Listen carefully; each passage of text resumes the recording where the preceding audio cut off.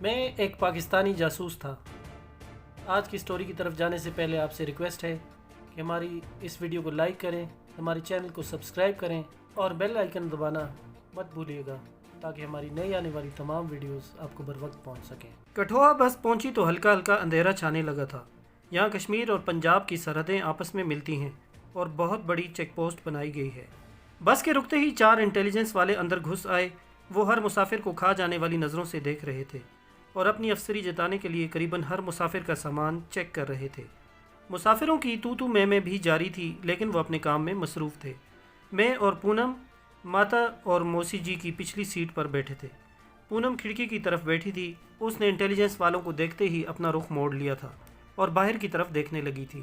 کیا مصیبت ہے، ان کمبختوں کو بھی یہیں آنا تھا؟ اس نے ناگوار لہجے میں آہستہ سے کہا۔ تم آخر انہیں اتنا برا بھلا کیوں سمجھتی ہو؟ بھائی دیش کے رکھوالے ہیں، یہ لوگ ہماری رکشا کرتے ہیں، میں نے اسے چڑھانے کے لیے کہا۔ بھاڑ میں گئے یہ اور ان کی رکشا، آپ کو تو بس موقع ملے ان کی تعریف کرنے کا، اس نے مسکراتے ہوئے کہا۔ تھوڑی دیر بعد وہ لوگ اپنا کام مکمل کر کے چلے گئے۔ کٹھوعہ سے جموں تک شاید ہی سڑک کہیں خالی نظر آتی تھی۔ راستے میں جگہ جگہ بھارتی مسلح افواج کے کانوائے نظر آ رہے تھے۔ سڑک کے کنارے کئی مقامات پر انہوں نے مورچے کھودے ہوئے تھے جن میں طیارہ شکن توپیں صاف جھانک رہی تھیں۔ اپنے اسلحے اور مورچوں کو انہوں نے اس طرح کیموفلاج کیا ہوا تھا جیسے وہ جنگ لڑ رہے ہوں، اور جب تک فوج کانوائے گزر نہ جاتا ہم کھڑے رہتے۔ جموں ہم رات کے وقت پہنچے۔ جموں کا لاری اڈا کم از کم میری معلومات کی حد تک چندی گڑھ کے بعد پنجاب کا سب سے خوبصورت لاری اڈا ہے۔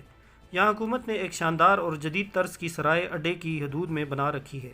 یہ سرائے یاتریوں کی ضرورت کو مد نظر رکھ کر بنائی گئی ہے، جن کی آمد کا سلسلہ سارا سال جاری رہتا ہے۔ اس کے علاوہ غیر ملکی سیاحوں کا آنا جانا بھی لگا رہتا ہے۔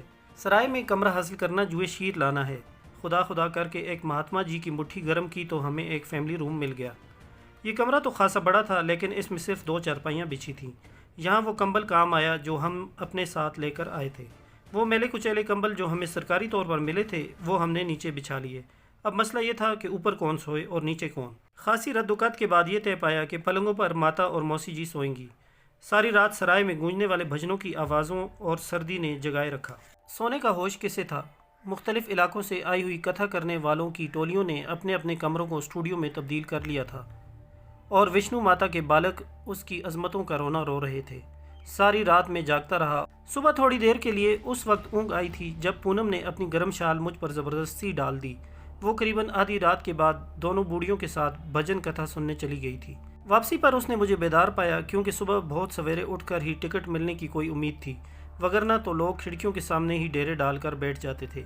ٹکٹ کا حصول یہاں پہلے سے بھی زیادہ مشکل دکھائی دیتا تھا۔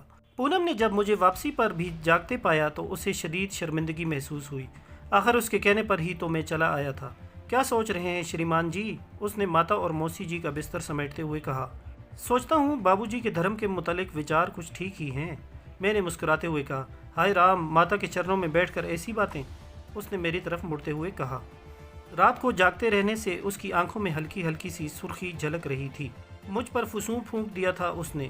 آنکھیں ایسی خوبصورت بھی ہوتی ہیں، میں نے کچھ سوچا بھی نہیں تھا۔ میں سحر زدہ سا اپنی جگہ سے اٹھا۔ نہ جانے کون سا جذبہ تھا جس نے میرے دونوں ہاتھ اس کے کندھے پر رکھ دیے۔ جانتی ہو میں یہاں کیوں آیا ہوں؟ پونم کی حیرت زدہ آنکھیں مجھ پر جمی ہوئی تھیں۔ وہ بہت کچھ جاننا چاہتی تھی۔ تمہارے لیے، تم جو میری پاربتی ہو، میں نے اس کی ٹھوڑی کو چھوتے ہوئے کہا۔ وہ لمحہ ہم دونوں کو جذباتی کر گیا۔ ہمیں ہوش اس وقت آیا جب دروازہ کھولنے کی آواز آئی۔ ماتا اور موسی جی قریبی مندر سے پوجا پاٹ کے بعد واپس آ گئی تھیں۔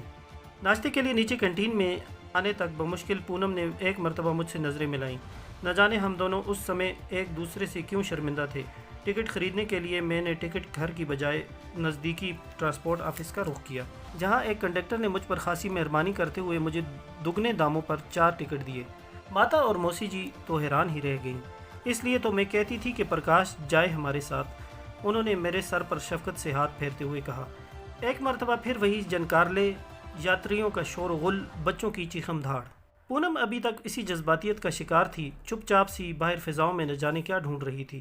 کیا سوچ رہی ہو؟ میں نے اسے اپنی طرف متوجہ کیا۔ کچھ نہیں، اس نے نظریں جھکائے جواب دیا۔ کچھ تو ہے، آخر ایسی خاموشی بھی کیا؟ ہم بس کے دوسرے مسافروں سے الگ ہیں کیا؟ ایک بات ہے پرکاش بابو، یہ آپ مجھے اتنا مان نہ دیجیے۔ میں آپ سے کیا کہوں؟ میں کیسے آپ کو بتاؤں؟ میں آپ کی داسی ہوں، دیوی نہیں۔ اس کی بات سے ظاہر تھا جیسے وہ کچھ کہنا چاہ رہی ہے، کہہ نہیں پاتی۔ پونم، میں نے اس کا ہاتھ مضبوطی سے دبایا۔ لفظوں کی جھولیاں خالی ہو چکی تھیں۔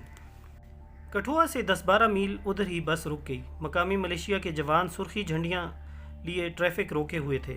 پاکستانی کمانڈوز نے پل اڑا دیا ہے، اب کشتیوں کا پل بنایا جا رہا ہے۔ یہ تھی وہ اطلاع جس نے بس پر سناٹا طاری کر دیا تھا۔ ساری بس کو جیسے سانپ سونگھ گیا۔ وہ لوگ جو سارے راستے شیرا والی ماتا، لاٹا والی ماتا کے جنکارے لگاتے آئے تھے، اب ہرے اوم کے علاوہ ان کے منہ سے کچھ نہیں نکل پا رہا تھا۔ پونم کی حالت بھی دوسرے مسافروں سے الگ نہیں تھی۔ ماتا اور موسی جی جو ہم سے اگلی سیٹ پر بیٹھی تھیں، ان کا تو خوف کے مارے رنگ فک ہو گیا تھا۔ میں نے انہیں حوصلہ دیا اور کہا، ہماری سینا کے سامنے کس کی مجال ہے جو دم مار سکے؟ یہ تو بے خبری میں ایسا ہو گیا۔ ابھی میرا فکرہ بمشکل ہی مکمل ہوا تھا کہ قریبی سیٹ پر بیٹھے ایک لالا جی پھٹ پڑے۔ ابے جہنم میں گئی تمہاری سینا، کمبختوں، مٹھی بھر فوج نے سارے بھارت کو عذاب میں مبتلا کر رکھا ہے۔ روزانہ اخبارات ان کے کارناموں سے بھرے ہوتے ہیں۔ کتنے پکڑے جا سکے ہیں اب تک؟ لالا جی کی بات نے مسافروں کو 2 حصوں میں تقسیم کر دیا تھا۔ ایک گروپ تو ان لوگوں کا تھا جو لالا جی کی حمایت میں اپنی سینا کو کوس رہے تھے، اور دوسرے وہ جو پاکستانی جاسوسوں کو برا بھلا کہہ رہے تھے کہ ان کے ہاتھوں سے کسی کو امان نہیں۔ پونم پہلے گروپ کا ساتھ دے رہی تھی۔ وہ چونکہ کم گو واقع ہوئی تھی، اس لیے بحث میں تو حصہ نہیں لے رہی تھی، البتہ میرے سامنے اپنے دل کی بڑاس ضرور نکال رہی تھی۔ 2 گھنٹے کے جان لیوا انتظار کے بعد آخر ہمیں روانگی کا سگنل مل ہی گیا۔ یہ سارا وقت ہم نے بس کے اندر اور باہر آنے جانے میں گزارا۔ کٹڑا سے پہلے ایک چھوٹی سی ندی آتی ہے جس کے گرد فوج نے اودھم پور کی حفاظت کرنے والا ریڈار سسٹم قائم کر رکھا ہے، اور اس کی وجہ سے اس علاقے کی فوجی اہمیت بڑھ گئی ہے۔ ندی پر سے گزرتے ہوئے ہم نے وہ پل بھی دیکھا جو کشتیوں کے عارضی پل سے کچھ فاصلے پر بنا ہوا تھا، اور جسے بقول بھارتی سینکوں کے پاکستانی کمانڈوز نے نہ جانے کتنے دشوار گزار پہاڑوں کا سفر کرنے کے بعد نہ صرف نشانہ بنایا بلکہ وہ بخیر و عافیت واپس بھی چلے گئے۔ اس ندی سے کٹڑا کا سفر 10-12 کلومیٹر رہ جاتا تھا، اور وہ پہاڑی سلسلہ جس سے پیدل گزر کر ہمیں ماتا وشنو کے مندر تک پہنچنا تھا، اس میں ریڈار نصب کیے گئے تھے۔ یہاں سے ریڈار کی لوکیشن حاصل کرنا جوئے شیر لانے سے کم ہرگز نہیں تھا۔ جاسوس کو یہاں داخل ہونے کے لیے بمشکل ہی کوئی خلا گیپ میسر آتا ہے۔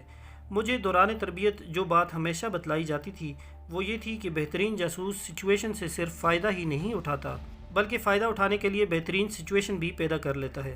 میں نے یہ اطلاعات حاصل کر لی تھی کہ ماتا وشنو کا مندر بھی یہیں کہیں واقع ہے، اور مجھے شدت سے اس موقع کا انتظار تھا جب میں ایک برہمن یاتری کے روپ میں اپنی خود ساختہ فیملی کے ساتھ یہاں آؤں اور بھارتی سیکیورٹی کا زوم توڑ کر کٹڑا ریڈار سسٹم اور موبائل میزائل سسٹم کا پردہ چاک کر سکوں۔ آج جب قدرت نے مجھے یہ موقع نصیب کیا تو مجھے یہ کہنے میں کوئی باک نہیں تھی کہ میں خوشی سے پھولے نہیں سما رہا تھا۔ مجھے علم تھا کہ اودھم پور کے ہوائی اڈے کی دفاعی حیثیت کیا ہے، اور اس کی حفاظت میں پہاڑوں کی چوٹیوں پر لگے ان ریڈار اینٹینا کا کتنا ہاتھ ہے۔